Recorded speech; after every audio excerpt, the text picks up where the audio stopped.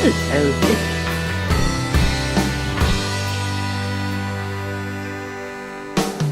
Hello, this is Liz.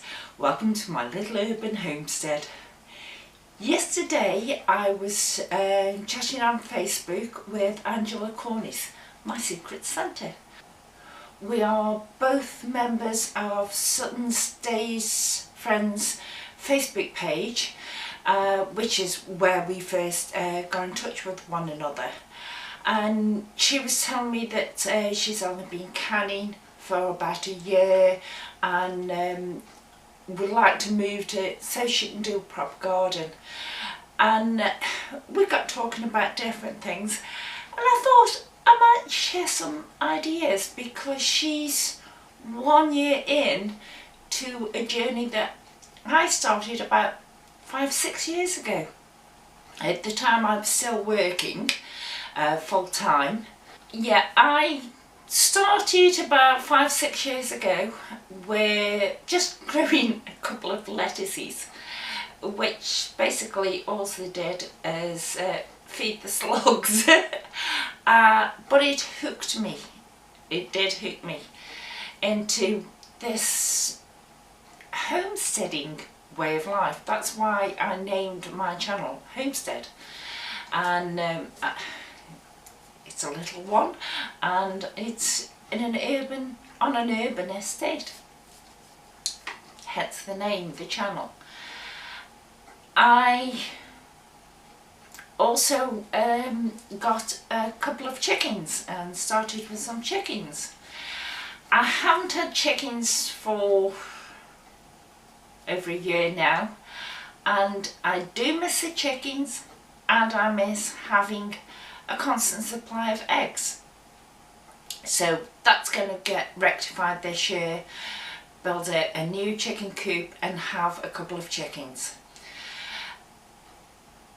But this is just saying how I went on at first. The first proper growing season was the following year, where I branched out and did more than just a few lettuces. And as happens, you plant them up, you harvest them, and you've got more than you can eat. So I knew that I needed to preserve them. I knew how to preserve a lot by freezing, but I wanted other options. And so I bought my dehydrator and dehydrated quite a few things.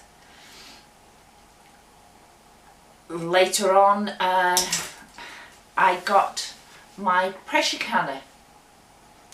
I tried water bath canning, but one, it limits you on what you can do, and two, I prefer pressure canning than water bath canning. So I used up an awful lot of what I grew. What I couldn't use up, I either froze or dehydrated if I could. And that carried on for another year. Then I got my pressure canners. So I bought my first pressure canner. I've now got two. One bigger than this size saucepan and one a bit smaller. They are Presto pressure canners. This is sitting here full of peppermints because I need to make up some more dog food. And that sort of opened a massive area for me, because not only could I preserve anything that I grew, but I could preserve other things, including meat, chicken, ground meat, gammon, whatever. I could preserve that. I could also make up meals, such as spaghetti, but well, bolognese, not the spaghetti in it, but you can make up a bolognese sauce, or starters, or pumpkins, and use the pumpkins and whatever else you wanted to. And the tomatoes that I did grow, I preserved a lot. So it did open up a massive more amount of things that I could actually do and preserve. The problem with canning was that the jars were expensive, but not last year, the year before, I found that Home Bargains, I went there and they got some actual kilner jars at less than £1 a jar. And seeing as I was paying about £3 for a jar, that was really, really cheap. So I talked to the manager whether I could order quite a few of them. And he actually agreed on this. So I ordered 50 jars of him, which was about £40. Now 50 jars would have cost me about £150, but, which was a lot, so I wouldn't have bought them many in one go. But 50 jars from Home Bargains only cost me £40. So yes, I did that, and I've still got some of those jars that I haven't yet used. So they are keeping me going, and they have brought the cost down so I can preserve more, because the jars that I'd got, which obviously a lot came from America and all the import charges and everything, I was using for us, but when I got Mason, I was carrying up the dog food, so that was leaving me with no jars left. So it was a godsend finding them. So don't be afraid to ask. If you see anything that you know you're going to use a lot cheaper than you can normally get, then have a word with the manager. They wouldn't give me the address details or anything of their supplier, because obviously they'd want their cut. So I ordered through them. It was still cheaper than buying them anywhere else. So that's one thing you can look into once you've started your journey and you need jars for pressure canning, because the kilner jars will do that, not a problem. And the mouth size of them is the size of a regular mouth mason jar. So the lids, tattle lids or the metal lids, anything like that, they fit the kilner jars as well. And so that was a godsend to me.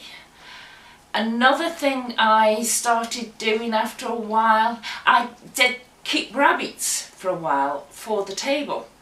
Mum and Dad, and then obviously now and again put them together. They had offspring, that when they were old enough and big enough, they went in the pot. Now I haven't got rabbits anymore. I do miss them, but I'm not going to have them back again, because what you've got to think, they are quiet, everything's alright, but basically as much as they eat, they poo out, which is brilliant for your garden, but not where I could house them. Me going in to clean them out, it was just too painful on my knees, so I let Mum and Dad go. And they, as far as I know, they're still doing well as pets now. But that was another way of introducing meat into our diet that I sorted out myself. When I got rid of the rabbits, I talked to different people and looked around, and there was an abattoirs about 10 miles away from where I live. So I thought that might actually be a good idea to buy meat en masse, and I can can it up, freeze it and use it in meals and that.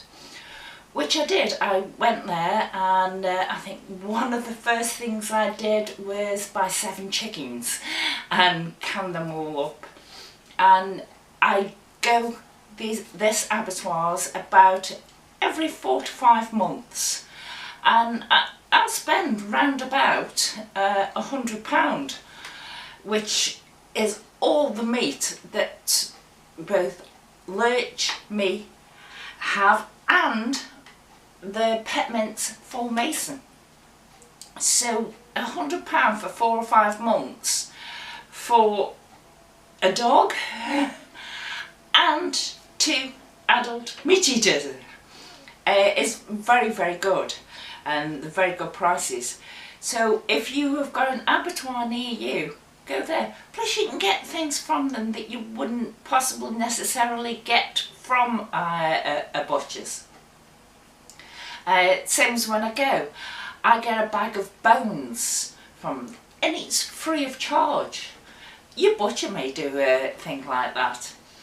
But if you haven't got an abattoirs near you, go to your local butcher and just talk to him. Find out, will he actually give you a discount if you buy en masse? Will he might say, no, I can't give you a discount, but if you spend so much, I'm bunging a couple of pork chops for you or something like that, which therefore makes it economical for you rather than going to the supermarket. Last time I went, which was November, I didn't buy any chickens to can up because I'd still got some canned chicken up from the time I'd previously gone. So I used the money and bought mincemeat, ground meat, and canned a lot of that up and also froze portions of it. So when I go again in March, I probably won't buy any ground meat because I've still got some frozen, and I can make burgers out of that, or if I wanted to make a lasagna, I can pull different things, including a jar of canned meat, and make a quick one up. So I won't be buying the ground meat. I will probably buy chickens instead. So don't think you've got to do it all at once and have loads and loads of jars on your shelf. One, it's the cost of buying the stuff. 2, it's the cost of buying all the jars and all the lids and the canner. So work it up slowly. Just do extra of one thing, because once it's sealed in the jar, it can last quite some time. There's only me and Lurch anyway, and Mason. So I basically can up things to last me 6 months to a year, something like that. So, such as the trout, I get a trout or 2, can them up, and they will last me over a year because we don't have them that often. Each time you can something, you're going to have quite a few on the shelf, so it could be a month until you can again. Highly unlikely, but it could be a month until you can again. But it still means you've got a few of those jars left on your shelf, so you can something else, and you can something else. And then eventually get back to your first item, because that's now all gone, and can a load of that. And it helps you rotate your stock, and they're there. So one month you might be buying a lot of extra, say, carrots. And you're going to can them up. I can them up, dehydrate, freeze. I do a lot with carrots. But I know I'm not going to have to can carrots up for another year. So, or another 6 months to a year. So they are there waiting. So you choose one thing. If it's just one thing a month, choose that one thing. Because meat is more expensive than vegetables. Say 1 month you choose to buy an extra 3 chickens and can them up. Then the next month, however much money you spent on those 3 chickens, you're still going to have some of those chickens left. Plus you've got the frames as well that you can make stock out of and can that up. If you haven't got the time to can up stock or make the stock, you can freeze them and then bring them out later and do them at a later date. So you need to use all methods in conjunction with one another, so it's sort of changing your mindset. I will say, for instance, a slow cooker meal. I might get some steak out of the freezer, put that in, and I will add, once it's defrosted, it goes in the slow cooker, and I'll add some of my dehydrated celery, carrots, apple, potatoes, that type of thing to my slow cooker, so it'll slowly cook throughout the day. They'll have a chance to hydrate, which soaks up some of the liquid, which is either water or one of your stocks that you've canned up. And then towards the end of its time of cooking, then I might say add a jar of pumpkin into it, or a jar of chickpeas, something else. So in that time, that one meal, I've used my stuff from my freezer, from my canning shelves, and also from what I've dehydrated. So use them all in conjunction of one another. Another thing is see if you can find a farmer's market near to you, and see if, they will give you some extra. The first time I went one, which closed down, I spent quite a bit there, and he gave me a whole tray full, which was 8 punnets of strawberries, free, because I bought that much from him. It took me a couple of days to preserve it all, can it, freeze it, dehydrate it. But that basically lasted me a year, and I'd got these strawberries as well. So that's a very good thing. I mean, that place closed down shortly after I went there, and the other one, it's not that much cheaper than the supermarket, and it's more awkward for me to get to. And obviously over winter you don't go anyway, because you've got all this preserved. So if I go summer time, I'll bring it with me, but hopefully a lot of what we use I want to grow.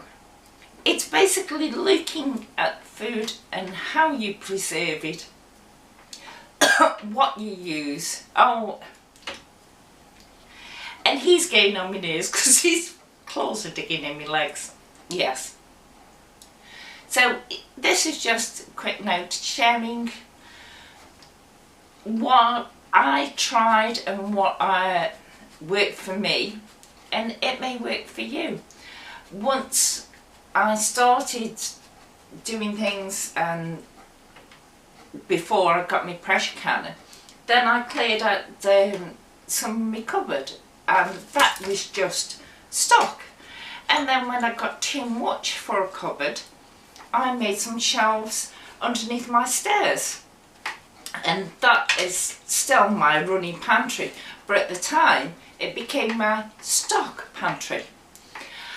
When I sorted out the room upstairs, there is Lurch's work area, my work area for sewing, and there's a load of shelves.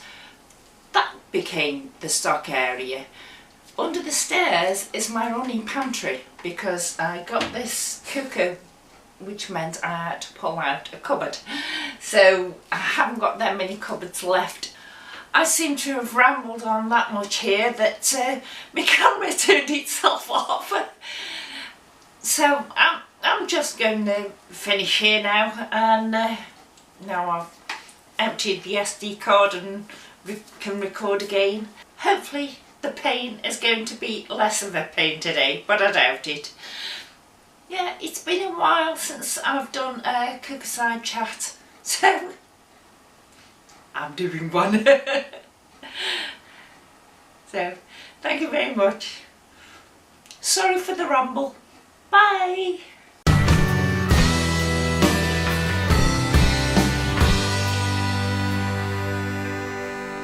It's a perfect situation.